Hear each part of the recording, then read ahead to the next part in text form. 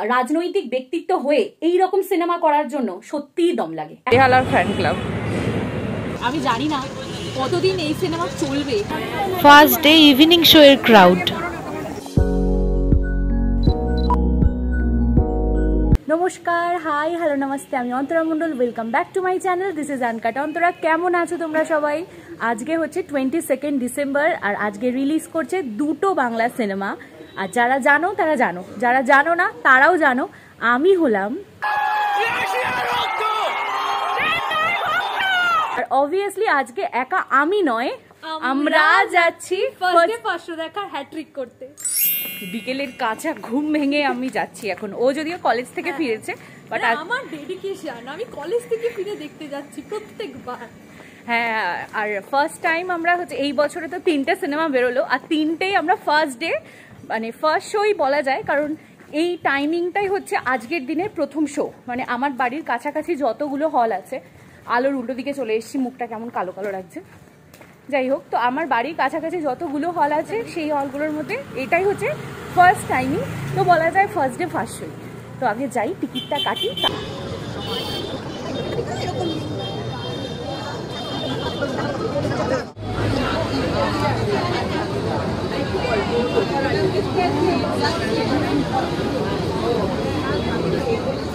TV স্ক্রিনে 10 minute আছে বাবা, সবাই তো রেডি, সবাই একদম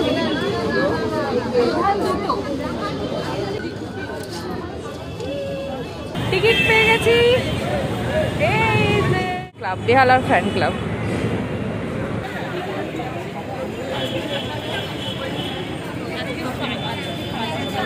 আগের বড়দিনে ছিল দেব উইথ মিঠুন, আর এবারের বড়দিন হচ্ছে দেব ভার্সেস মিঠুন।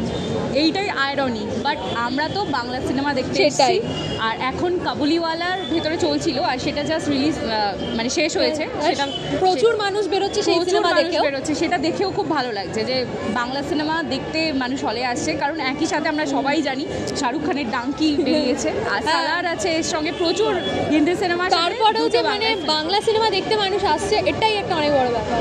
আর হচ্ছে আমরা তো প্রচণ্ড এক্সাইটেড। তার প্রথম কারণ এটা আমাদের এই বছরের 3 নম্বর first day first show hat trick হচ্ছে দেবের সিনেমায়। মতো এক্সাইটেড হচ্ছে দেব আর পরণ বন্দ্যোপাধ্যায় জুটিটা দেখবো বলে। সেকেন্ড অফ অল, মিঠাইকে আমার ভীষণ ভালো লাগে, খুব কিউট লাগে। আমি সিরিয়ালের শুরু থেকে দেখতাম, আর ওর এটা ফার্স্ট টাইম ডেবিউ হচ্ছে বড় পর্দায়, তো ওকে পর্দায় কেমন লাগে। আর আমরা গানে দেখেছি দেব আর সৌমিত্রিষার কেমিস্ট্রিটা খুব ভালো লেগেছে। আমারও ভীষণ ভালো লেগেছে গানের কেমিস্ট্রিটা। তো সেই সমস্ত কিছু মিলিয়ে, আর অবশ্যই অভিজিৎ অতনু এই যে ডিরেক্টরের জুটিটা, এটা তো আগের বারে আমরা মানে এই ট্রায়োটা ম্যাজিক করছে লাস্ট 2 বছর ধরে। তো সেটার জন্য মানে প্রচণ্ড এক্সাইটেড। আর দেখতেই পাচ্ছ যে ফার্স্ট ডে ফার্স্ট শো অশোকাতে, আর আমার বাড়ির মানে কাছাকাছি যতগুলো হল আছে এটা মনে হয় সব থেকে আর্লিয়েস্ট শো টাইম পেয়েছে। তো সেখানে মানে সন্ধ্যেবেলার ভিড়টা তো একদম মানে চোখে পড়ার মতো। তো মনে হচ্ছে হাউসফুল, মানে ক্লোজ টু হাউসফুল থাকবে। তো ঢুকানো শুরু করে দিয়েছে, আমরা হলের ভিতরে যাই।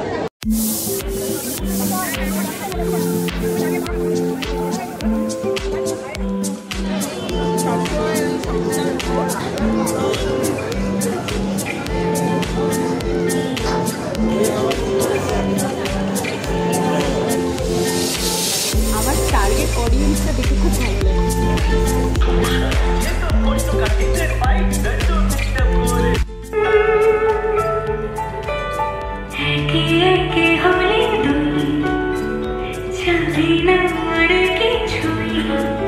জাস্ট শেষ হলো আর আমরা বেরোলাম।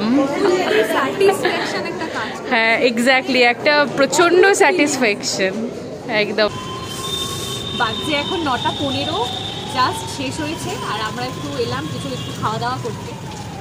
অনেক দিন পর একটা সিনেমা দেখে একটা স্যাটিসফ্যাকশন, মানে হয় না যে একদম সত্যি কথা বলছে। আমি জানি না কতদিন এই সিনেমা চলবে, কিন্তু এই সিনেমা যদি 100 দিন না করে আমি খুব ডিসঅ্যাপয়েন্টেড হব। একটা সত্যি কথা বলে যেখানে, সেই জিনিসটা আমার মনে হয় সবার সামনে আসা উচিত। আর আমি বাড়িতে ভালো করে মানে ছোটো করে আমার কেমন লেগেছে সেটা অবশ্যই তোমার সঙ্গে শেয়ার করবো, বাট ভীষণ ভালো লাগছে, মানে সিনেমাটা দেখে একদম মন খুশ হয়ে গেছে। বাড়ি চলে এসেছি, আর তোমাদের সঙ্গে শেয়ার করবো যে আমার সিনেমাটা কেমন লাগলো, একদম পার্সোনাল কিছু ওপিনিয়ন। প্রথম কথা হলো, আমাদের রাজ্যে এরকম সিনেমা, প্রধানের মতো সিনেমা খুব দরকার। আমি জানি না এই সিনেমাটা কতদিন চলবে, ব্লকবাস্টার হবে না, সুপারহিট হবে না, সুপার ডুপার হিট, কিন্তু এই সিনেমা যদি 100 দিন না পার করে আমি সত্যিই ডিসঅ্যাপয়েন্টেড হব। মানে হল থেকে বেরিয়েই আমার প্রথম মনে হচ্ছিল যে অনেক দিন পর কোনো সিনেমা দেখে একটা ফিলিং অফ স্যাটিসফ্যাকশন হচ্ছিল। প্রধান সিনেমার তো মূল অস্ত্র আমার মনে হলো ডায়লগ। যিনি স্ক্রিপ্ট রাইটার ছিলেন, যিনি ডায়লগ লিখেছেন, তাকে শতকোটি প্রণাম। মানে হলে তোমাকে নিজেকে হাসতে তুমি বাধ্য, হাততালি দিতে তুমি বাধ্য। কমিক টাইমিং এ তোমাকে জোর করে হাসাতে হবে না, তুমি এমনিই হাসবে। আর এত সুন্দর চরিত্রায়ন, তাদের কাস্টিং, তাদের নামকরণগুলো, মানে চরিত্রের নাম, সেগুলোর মধ্যেই মনে হয় অনেক কিছু লুকিয়ে আছে। তো প্রধান সিনেমায় 3 জন প্রধান, 2 জন প্রধানকে তো আমরা আগেই দেখেছি ট্রেলারে, একজন দীপক প্রধান, একজন পদে প্রধান, আর আরেকজনকে সেটা মিস্ট্রি থাকুক, তোমরা হলে যাও, হলে গিয়ে দেখো। আরো একবার নর্থ বেঙ্গলকে, সুন্দর নর্থ বেঙ্গলকে দেখলাম বড় পর্দায়, খুব ভালো লাগছিল। খুব সুন্দরভাবে গানগুলোকে ব্যবহার করা হয়েছে।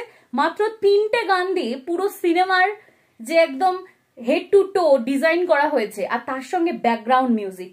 রথিজিৎ আরো একবার আমার প্লে লিস্টে এসে মানে জুড়ে যাবে আর কি। যখন টাইটেল ট্র্যাক মানে আসবে প্রধান, সেটা হলে বাজছে, গম গম করছে, জাস্ট ধামাকা লাগছিল।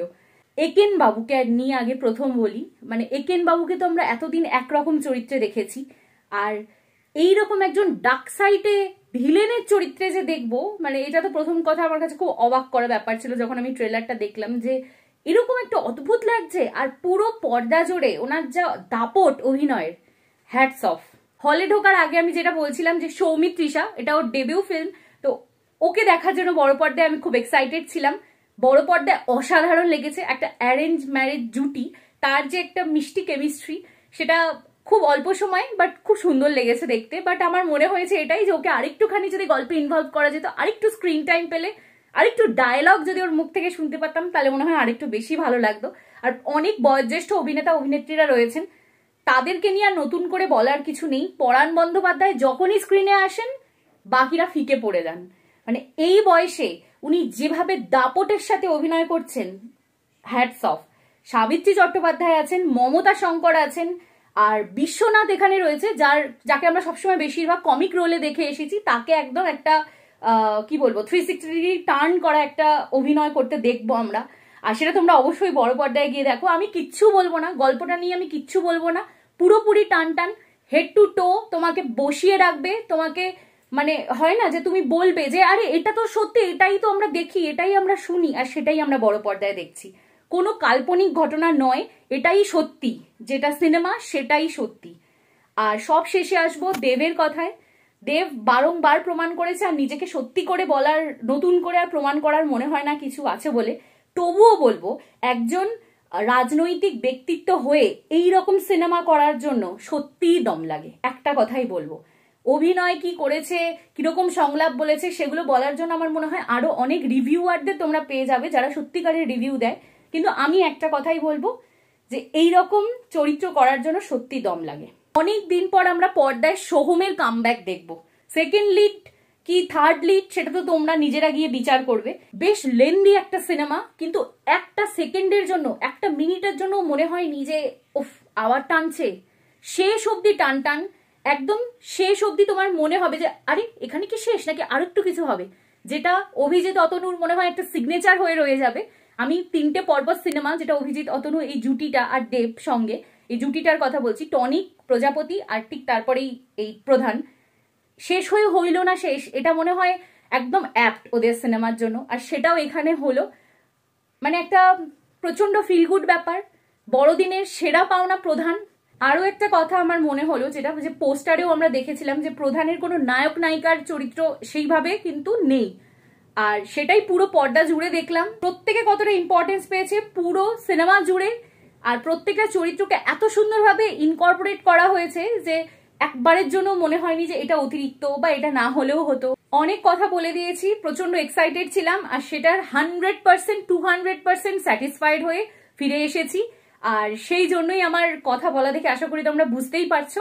লাস্টে একটা কথাই বলবো, thank you Abhijit Atanu Dev triangle জুটি, আর তার সঙ্গে অবশ্যই পরাণ বন্দ্যোপাধ্যায় আবারও দেবের সঙ্গে ফিরে আসার জন্য, আর আমাদের বড়দিনে এত সুন্দর একটা উপহার দেওয়ার জন্য। বছর শেষ করার জন্য এরকম একটা ব্যাং অন ছবির থেকে ভালো আর কিছু হতে পারে বলে আমার মনে হয় না।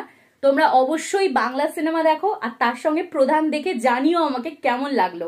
আমার কথা শুনে যদি কেউ গিয়ে থাকো তাহলে অবশ্যই কমেন্ট বক্সে এসে জানিও, আমি তোমাদের কমেন্টের অপেক্ষায় রইলাম। আর থ্যাংক ইউ সো মাচ যারা এখনো ভিডিওটা দেখছো। টাটা।